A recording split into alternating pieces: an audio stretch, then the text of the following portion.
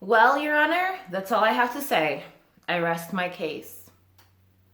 And so, ladies and gentlemen of the jury, I rest my case.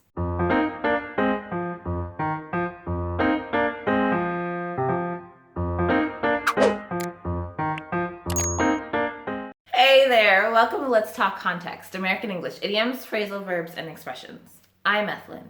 For today's lesson, we're going to talk about the expression, I rest my case.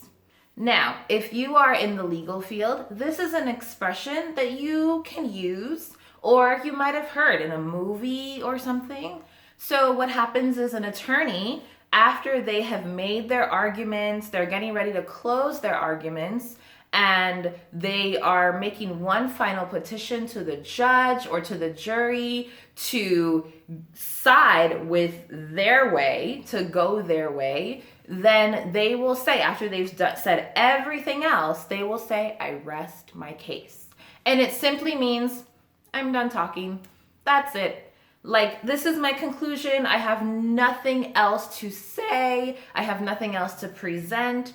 And so that's what the expression, I rest my case, means. We simply use it after we've made our point and we've provided or presented all the evidence or claims or anything that we're going to use to try to show that we are correct. You can use it outside of the courtroom. Let's say you're in a debate and you're trying to prove that your side is correct and you are right. So after you've said everything, you can close with, I rest my case.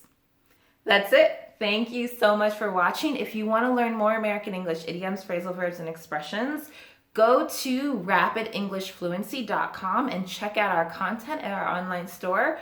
Also, subscribe to our channel and definitely hit the like button on this video. See you!